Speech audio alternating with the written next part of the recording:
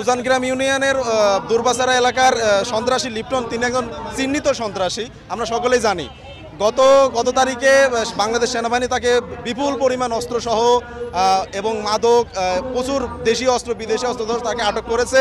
কিন্তু আমরা তারপরে দেখতে পাই যে বাংলাদেশ সেনাবাহিনী অ্যারেস্ট করার পরেও পুলিশ তাকে এজাহারে 4 নম্বর আসামি বানাইছে। কিন্তু এটা দেখতে অসুন্দর লাগে এবং আমাদের সাধারণ জনগণের আতঙ্ক সৃষ্টি করেছে। লিপ্টন ইতিপূর্বে এলাকাবাসীকে জ্বালায় পোড়ায় খুব অশান্তিতে রাখে, এলাকার ত্রাস সৃষ্টি করে। আমরা চাই সে এবং তার পুরো গংসহ তারা যেন বিচারের দাবিতে এবং তাদের ফাঁসি চাই এবং বাংলাদেশ সেনাবাহিনীর দৃষ্টি আকর্ষণ করি যে তারা তাকে যেভাবে অ্যারেস্ট করেছে তাকে একদম পরিমাণ মতো যাতে শাস্তি দেয় এবং এলাকাবাসী যেন মনে যেন শান্তি বিরাজ করে। র্যাব দিয়ে অ্যারেস্ট করা বংশীতলাতে নিয়ে আসলেও র্যাব 12তে নিয়ে আসে আমাকে 3 দিন গুম করে রাখলো।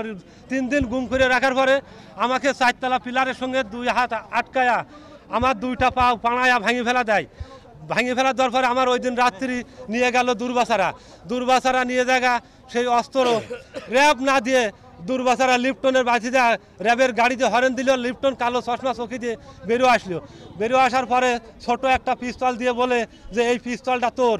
আমি বলি অসম্ভব, আমি কৃষি পরিবারের ছেলে, আমি অস্ত্র চালাতে জানি না, অস্ত্র কোনদিন দেখি নাই, এই অস্ত্র আমার না। আমি যখন ম্যাজিস্ট্রেটের কাছে আমার স্বীকারোক্তি দিতে বলেছিল অনেক হুমকি ধামকি দিয়ে, আমি তখন দিছিলাম না। এই লিপ্টন সম্পর্কে যদি একটা কথাই বলতে চাই, প্রথমত আসতে হবে এই লিপ্টন বিগত 16 বছরে তিনি কি করেছেন।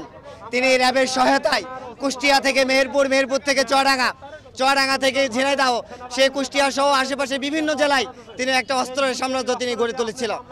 এবং আমরা দেখলাম এই সরকার পতনের পরে সেনাবাহিনীর মাধ্যমে লিপ্টনকে অস্ত্র সহকারে যেভাবে তাকে বাসা থেকে বাজেয়াপ্ত করা হয়েছে, তাকে অ্যারেস্ট করা হয়েছে, আমরা এর সর্বোচ্চ শাস্তি চাই।